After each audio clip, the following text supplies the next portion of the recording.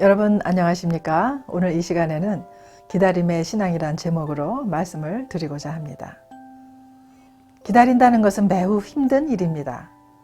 시간 약속을 해놓고 사람이 나타나지 않을 때 미리 와서 기다리는 사람은 기다리는 그 1분이 얼마나 길게 느껴지는지 모릅니다.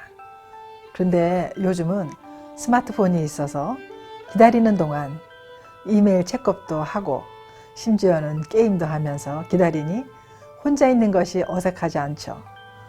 그래서 기다리는 동안 손에 할 일이 있어서 예전만큼 기다리는 것이 힘이 덜 듭니다.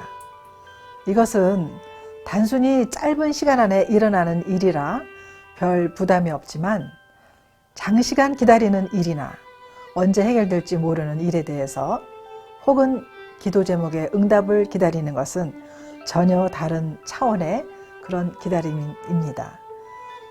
그 옛날 아브라함의 기다림을 한번 살펴볼까요?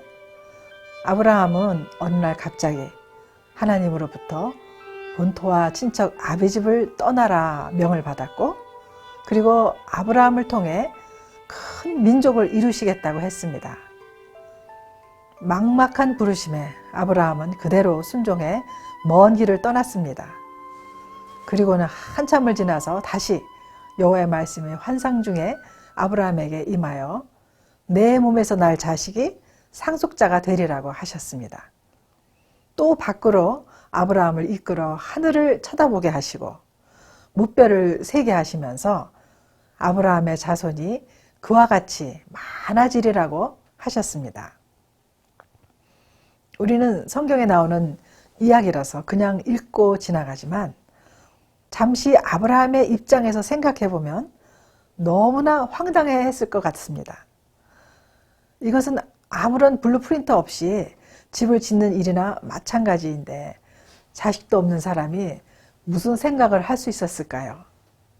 그가 가나안 땅에 거주한 지 10년 후에 사라는 자식이 없는 중 자기를 대신해서 남편에게 여종 하갈을 붙여줍니다. 인간의 생각으로 하나님의 말씀이 이루어지는 것을 보고자 기다렸지만 영 기미가 안 보였기 때문이었습니다. 이렇게 해서라도 자기가 받은 말씀이 이루어지게 하려는 그런 시도도 있었겠지만, 또 다른 면은 얼마나 기다림에 지쳤으면 그렇게라도 한번 해보려고 했을까 하는 그런 생각도 듭니다. 이와 같이 아브라함의 생애는 기다림이라는 신앙의 정수를 우리에게 보여주는 것 같습니다.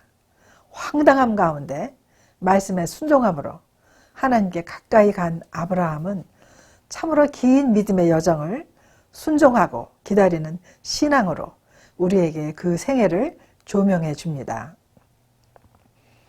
정말 기다림이란 사람을 지치게도 하고 또 한편으론 기다리는 동안 그 사람의 신앙을 견고하게 만들기도 합니다.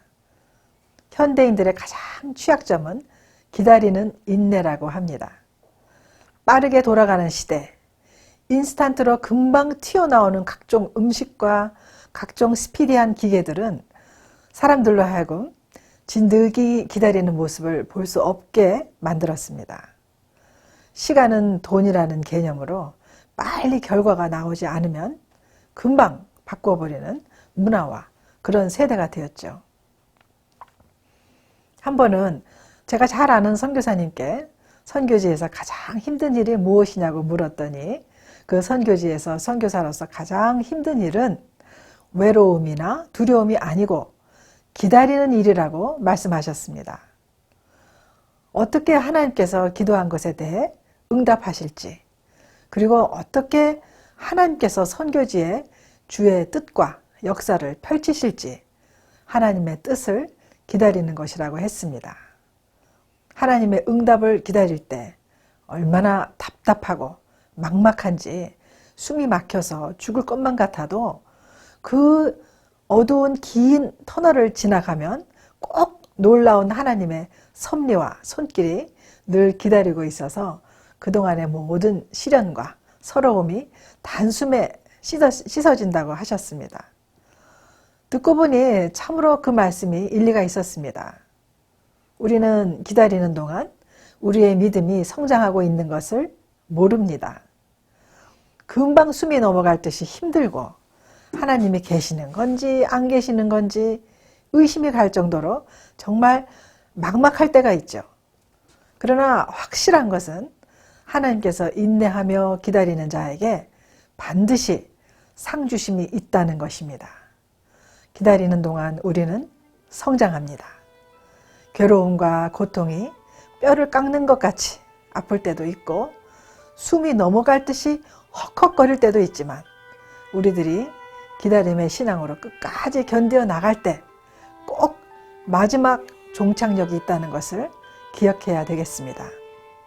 하나님은 가장 좋은 것으로 가장 합당한 때에 우리들에게 주십니다. 하나님은 반드시 상 주시는 하나님이심을 잊지 말고 더욱 성숙한 신앙으로 하나님의 시간을 익숙하게 기다릴 줄 아는 우리 모두가 되기를 바랍니다.